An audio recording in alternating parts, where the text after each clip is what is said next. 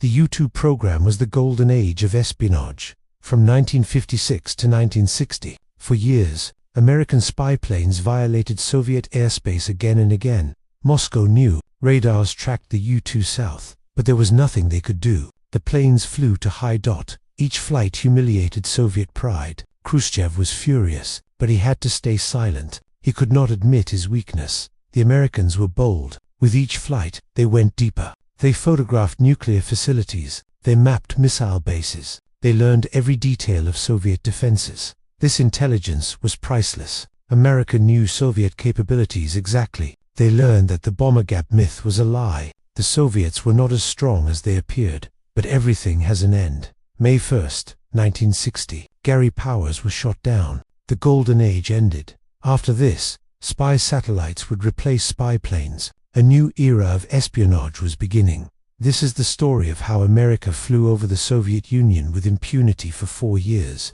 how one pilot's capture ended it all, and how a single incident destroyed the best chance for peace. The Cold War had seen. The U-2 was born from fear.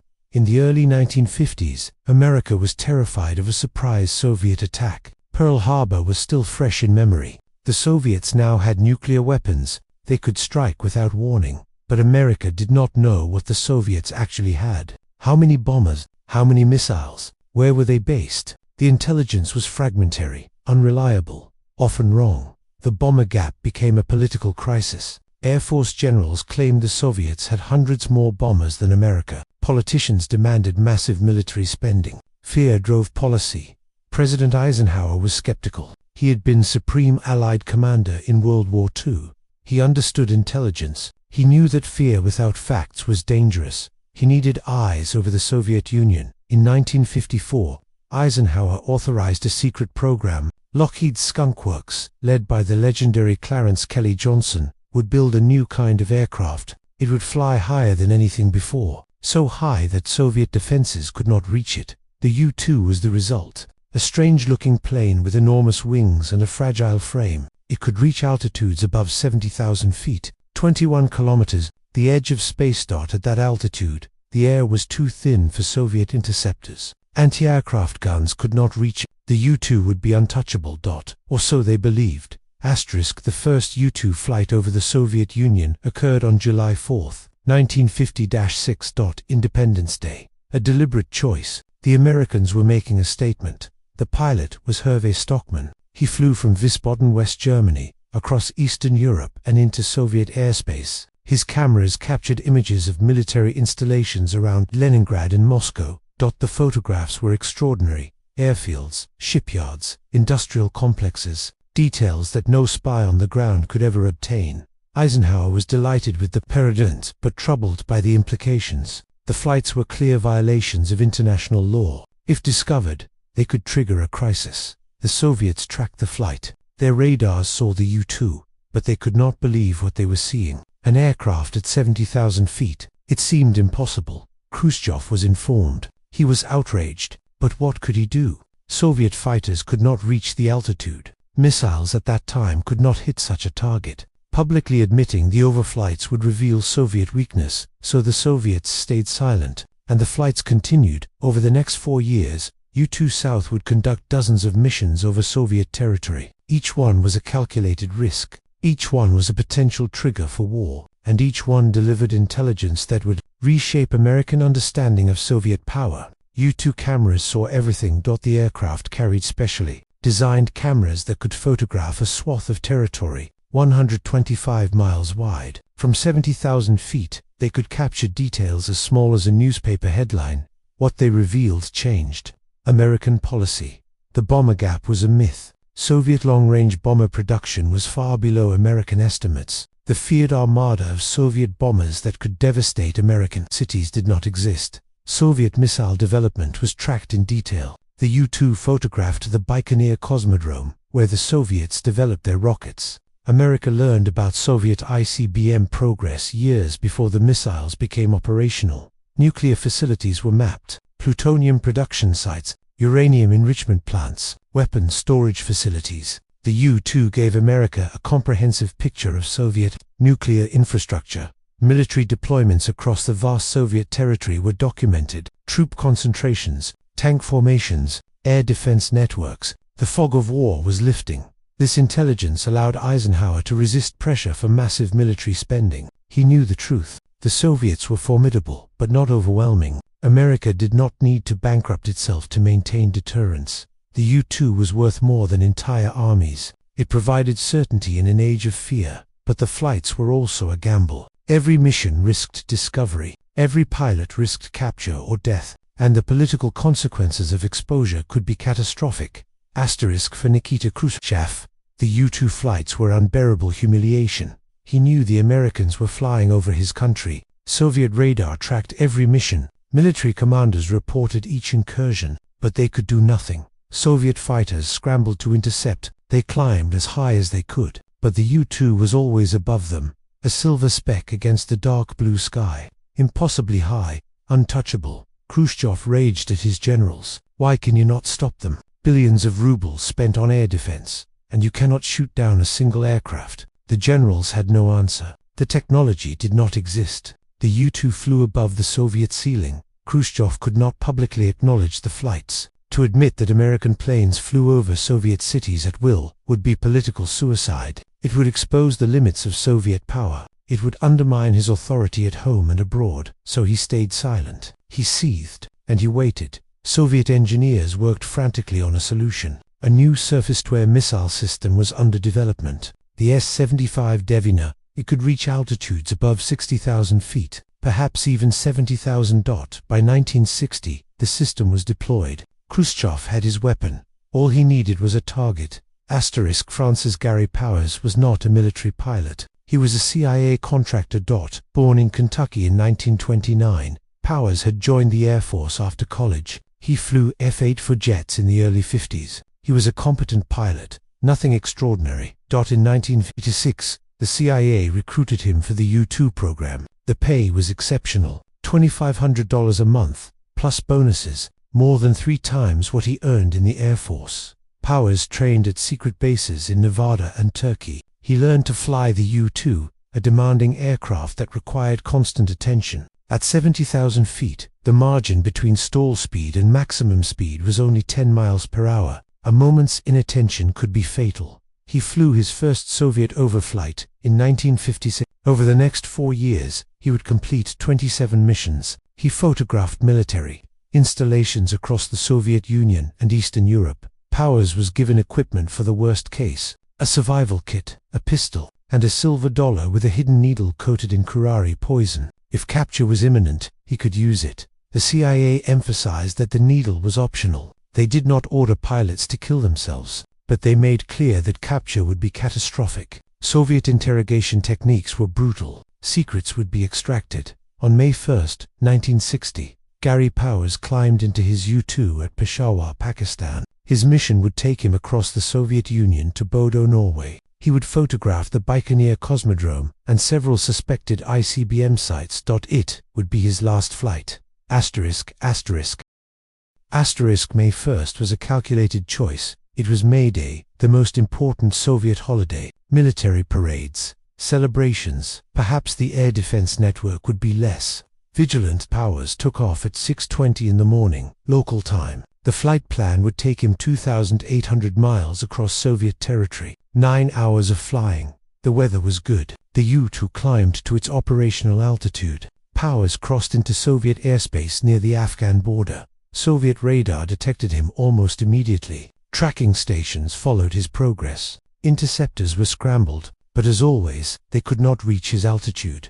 Then something went wrong. Near Sverdlovsk, deep inside Soviet territory, Powers felt a tremendous orange flash behind his aircraft. The U-2 lurched. Control was lost. The wings began to shear away. An S-75 missile had detonated near his aircraft. The proximity fuse had worked. Shrapnel tore through the fragile airframe. Powers struggled to activate the self-destruct mechanism. The U-2 was equipped with charges that would destroy the camera and sensitive equipment, but the aircraft was tumbling. He could not reach the switches. At 30,000 feet, Powers ejected. His parachute opened. He floated down over the Ural Mountains. He did not use the poison needle. On the ground, Soviet forces were waiting. Powers was captured within minutes of landing. The most secret American intelligence program had been blown. Asterisk. The Americans did not know Powers had survived. Standard procedure assumed the worst. The pilot was dead. The aircraft was destroyed. The self-destruct had worked. There was no evidence. NASA released a cover story on May 3rd. A weather research aircraft had gone missing over Turkey. The pilot had reported oxygen problems. The plane had probably drifted into Soviet airspace by accident. State Department officials elaborated. There was no deliberate overflight. No espionage. Just a tragic accident involving a civilian research program. The story was coordinated carefully. It was plausible. Whether research flights did occur, U-2 South had a civilian cover. The oxygen system was a known weakness. On May 5th, Khrushchev made his move. He announced to the Supreme Soviet that an American aircraft had been shot down over Soviet territory. He condemned the violation of Soviet airspace. He demanded an explanation, but he did not mention the pilot or the condition of the aircraft. The Americans took the bait. State Department spokesman Lincoln White doubled down on the cover story. The pilot must have lost consciousness. The plane drifted. It was an accident. On May 7th, Khrushchev sprung his trap. "We have the pilot," he announced. "He is alive and has confessed. We have the aircraft, largely intact. We have the cameras and the film. We have proof of American espionage." The lie collapsed. America was exposed. Asterisk. President Eisenhower faced an impossible choice. The cover story was destroyed. The Soviets had proof. The world knew America had lied. Eisenhower could deny personal knowledge. He could blame the CIA. He could claim the flights were unauthorized. This would preserve deniability. It was what previous presidents had done. But Eisenhower refused. On May 11th, he took full responsibility. "Yes," he said, "the United States had conducted intelligence flights over the Soviet Union. Yes, he had authorized them. And yes, they were necessary." It was an unprecedented admission. No American president had ever publicly acknowledged such operations. The political cost was enormous. But Eisenhower believed honesty was required. The lie had failed. Compounding it with more lies would be worse. And he would not throw the CIA or his subordinates under the bus. He suspended the U-2 flights over the Soviet Union. They would not resume. But he did not apologize. He argued that Soviet secrecy had made the flights necessary. Open societies needed intelligence about closed ones. Khrushchev was not satisfied. He demanded a formal apology. He demanded punishment for those responsible. He demanded guarantees against future flights. The Paris summit was 2 weeks away. Eisenhower, Khrushchev, Macmillan, and de Gaulle were scheduled to meet. Arms control, Berlin, the future of Europe. Everything was on the agenda. The U-2 incident now overshadowed it all. Asterisk. The Paris summit collapsed before it began. Khrushchev arrived in the French capital on May 14th. He was angry, humiliated, under pressure from hardliners in Moscow. The U-2 affair had made him look weak. On May 16th, the leaders gathered for the opening session. Khrushchev immediately demanded the floor. He launched into a tirade. American aggression, violation of sovereignty, presidential lies. He demanded an apology, punishment for those responsible, and a guarantee that it would never happen again. Eisenhower sat stone-faced. He had already said the flights were suspended. He would not apologize. Khrushchev announced that the summit could not proceed. He withdrew his invitation for Eisenhower to visit the Soviet Union. He stormed out. The summit was over. For years of careful diplomacy, destroyed in an afternoon. Some historians believe Khrushchev never intended the summit to succeed. The U-2 gave him an excuse to walk away without blame. Others believe he genuinely wanted progress, but could not accept the humiliation. The consequences were severe. US-Soviet relations froze. The brief thaw of the late 50s ended. 18 months later, the Cuban Missile Crisis would bring the world to the brink of nuclear war. The golden age of the U-2 was over. So was the best chance for peace. Asterisk. Gary Powers stood trial in Moscow in August 1960. The proceedings were carefully staged for propaganda. The Hall of Columns in the House of Unions, where Stalin's show trials had been held,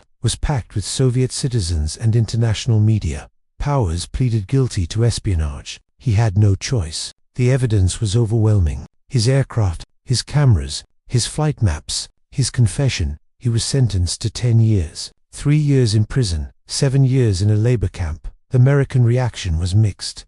Some praised Powers for surviving and maintaining his composure. Others condemned him for not using the poison needle, for not destroying the aircraft, for cooperating with Soviet interrogators. CIA officials were quietly critical. The self-destruct had not activated. Sensitive equipment had been captured. Powers had talked, but Powers had his defenders. The aircraft was tumbling when he ejected. There was no time to destroy it, and everyone talks under interrogation. That was simply reality. Powers served less than 2 years. On February 10, 1962, he was exchanged for Rudolf Abel, a Soviet spy captured in New York in 1950-7. That the exchange took place on the Glenick Bridge in Berlin. Powers walked east to west. Abel walked west to east. They passed each other without speaking. Powers returned to America, a controversial figure, hero or traitor. The debate would follow him for the rest of his life.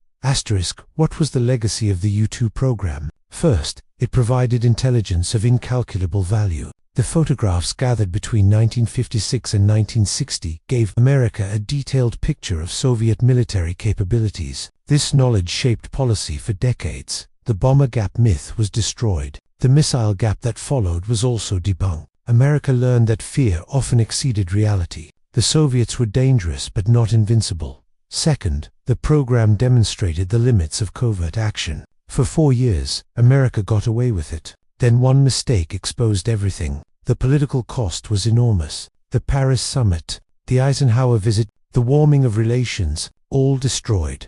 Third, the U-2 incident accelerated the space age. Both superpowers realized that satellites could do what aircraft could not. Orbital reconnaissance was beyond reach of air defenses. It did not violate airspace. It was the future. Corona, America's first reconnaissance satellite program, was already in development. After the U-2 incident, it received urgent priority. By August 1960, the first successful Corona mission returned photographs from space. A new era had begun. But fourth, Gary Powers became a symbol of the risks intelligence officers take, of the impossible choices they face, of the thin line between hero and traitor. Powers died in 1977, flying a helicopter for a Los Angeles television station. He crashed while reporting on brush fires. He was 47 years old. In 2000, the U.S. Air Force posthumously awarded him the Prisoner of War Medal, the Distinguished Flying Cross, and the National Defense Service Medal. The controversy was finally laid to rest. The U-2 itself continues to fly. Upgraded versions remain in service today. The aircraft that seemed obsolete in 1960 has proven remarkably enduring. But the golden age is gone. The days when a single aircraft could fly over the heart of an enemy nation, photograph its secrets, and return home untouched. Those days ended on May 1, 1960, when Gary Powers fell from the sky. An era fell with him.